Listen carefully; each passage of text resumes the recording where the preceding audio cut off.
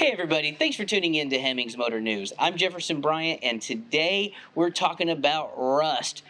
Everybody hates rust. Rust is no good. But we're not talking about rust on the car. We're going to talk about something a little bit different. We're going to talk about your tools. Tools get rusty. When tools get rusty, they get stiff. They don't work very well. Check out this pair of pliers.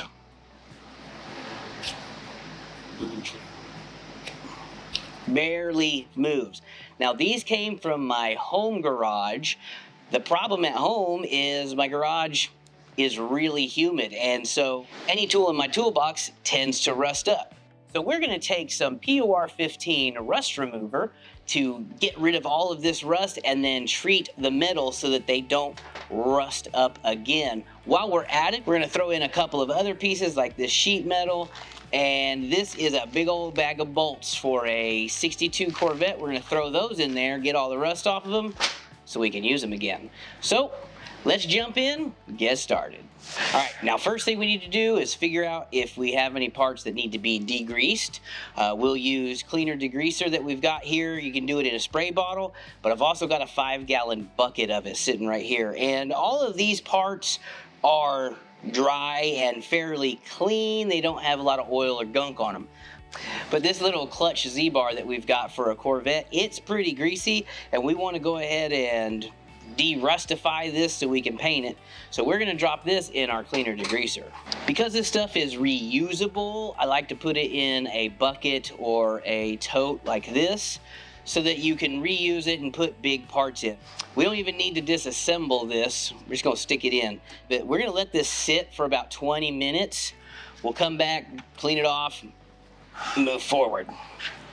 But we don't have to wait for everything else. So now we're going to go ahead and move forward with the rest of our parts. So everything else can just go straight into this. This stuff is reusable, it's water-based, it's biodegradable, it's non-toxic. This is really good stuff. It's safe for plastic and most paints. So you really don't have to worry about taking everything apart. Like our tools here, I don't have to worry about these handles. It's just going straight in. So that's what we're going to do. Just drop them in. And we're going to let this sit for about 30 minutes and come check on it. This starts to work in as little as 20 minutes. A lot of parts will be completely rust-free in 20-30 minutes. Sometimes you need to leave it in 3 or 4 hours or even overnight. So we'll see what we need to do here in about 30 minutes. We're going to put this in here. You want to make sure everything stays covered. That's one of the reasons why we use a long, wide trough like this, is so that you can get everything covered. For nuts and bolts, we're going to use a little basket. You can use a steel or a plastic basket like this one. So we're just going to drop all those in there. Now we're going to drop this in. As this has holes in the bottom so it'll drain. So I don't have to worry about any of that stuff. Now I'm just going to kind of slosh this around, make sure it's good and covered. If you don't have quite enough in your container to cover, you can always flip it and just keep it rotated. Or you can add something that will bulk it up. I like to use some chain and just drop that chain in there, and that usually will displace enough to get everything covered. If it doesn't, you can always do this in a couple of stages and just flip your parts. All right, it's been about 20-30 minutes. We're going to go ahead and check on our parts. First, our degreased part, the Z-bar. Looks pretty good. I need to run this over to the sink and wash it real quick. All right, so I've rinsed this. We can go ahead and put it in our rust dissolver. Let's move this bucket real quick. Let's see how these are looking.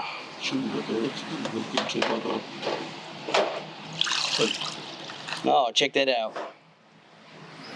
Our nuts and bolts. A lot of these are de-rusted already for the nuts, but then the big heavy bolts that got a lot of rust, those aren't ready yet. So let's go back in there. All right, let's check some of our tools.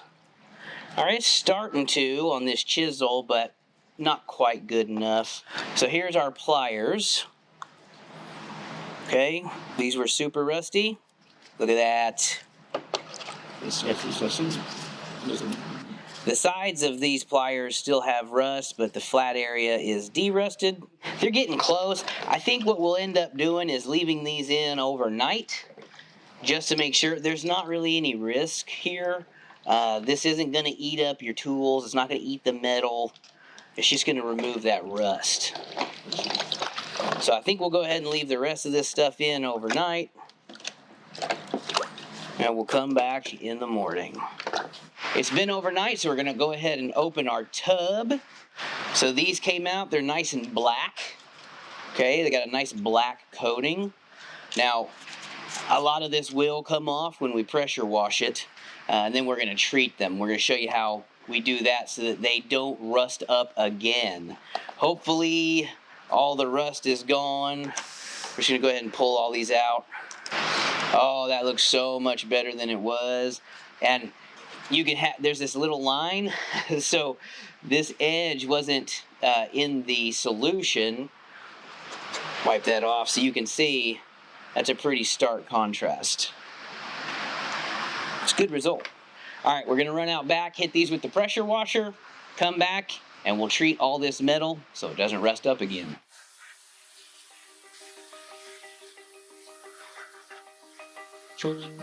Pardon.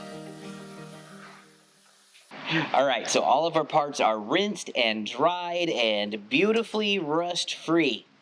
So now we need to prevent them from rusting in the future. There's a couple of different ways to do that depending on the part and how it's used. We're going to use this carnauba wax for the tools and the hubs. That will seal the metal, give it a nice look, and it won't rust up in the future. There's a process to it, and we're going to show you that. This piece, it's still got a little bit of paint stuck here and there. We're not going to have to do too much. We're going to buzz this down. We're going to use POR-15's 2K top coat. Now this is brand new from POR-15. It's 2K. That means it's 2-part. There are 2 containers inside here. You've got your main container that holds your paint. Inside of there is a smaller container that holds some activator. When you spray it, both components mix right there at the tip so that this can will last basically forever. This is available in chassis black, gloss black, and clear. We're going to use the chassis black for our trim piece. Okay, so first let's do the paint. So I'm going to use a Scotch-Brite pad. You can do this by hand. I'm just going to buzz this down so we get a good mechanical bite for our 2K paint. Spray it up. All right, that looks pretty good. Let's go paint it. Now, you want to shake this for about 3 minutes, which we've already done before spraying. We've got our part hanging up here. You can spray direct to metal over POR-15 rust preventative. This is hammer tested. It is really tough stuff. This is just a trim piece that gets hidden underneath the hood, so it doesn't super matter what it looks like. We're painting it with the semi-gloss, so it kind of just disappears. Put that thing 2 coats. See? Oh, that smells good. That smells like real paint. Now, you don't want to go too heavy because you'll get runs. All right, now you do need to wait 5 to 8 minutes between coats. The biggest benefit of this being a 2K paint rather than a single stage paint, single stage rattle can paint, if you get brake cleaner or acetone or lacquer thinner on that paint, it's gonna just immediately wash off. It will melt it immediately. 2K paint does not do that. Now, acetone will certainly eventually soften it up and take it off, but just a quick blast won't hurt it at all. This is just like car paint.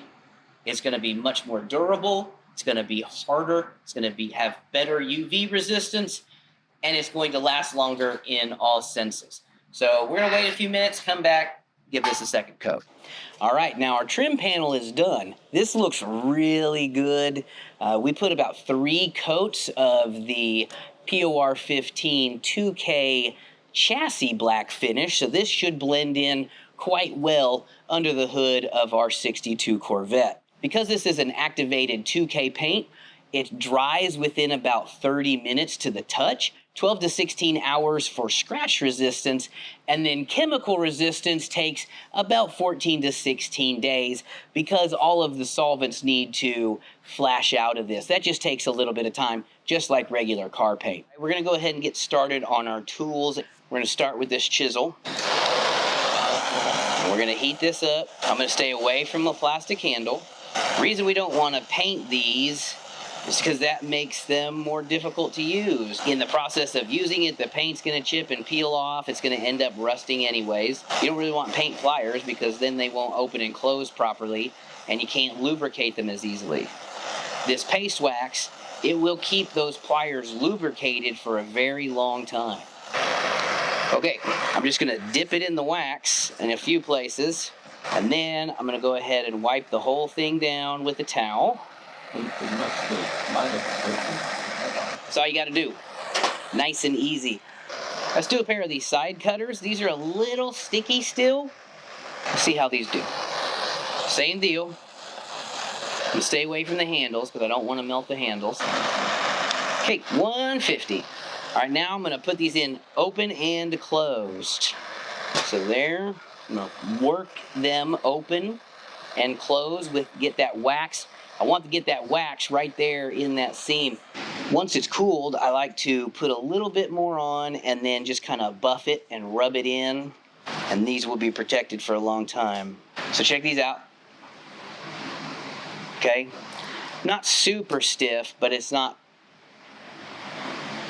they won't open up on their own. You gotta open them.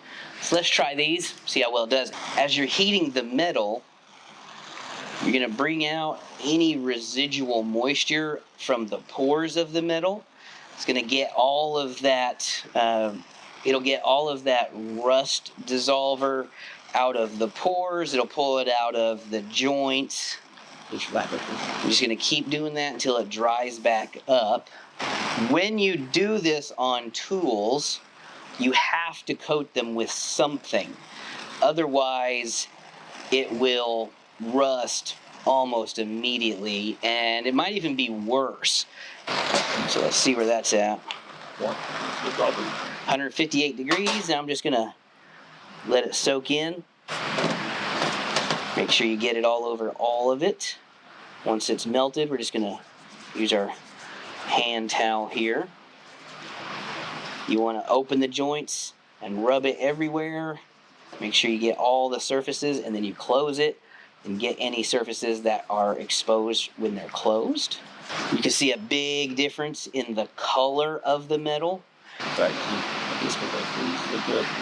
So you see that ring around the joint there? That is the wax working in and around that joint.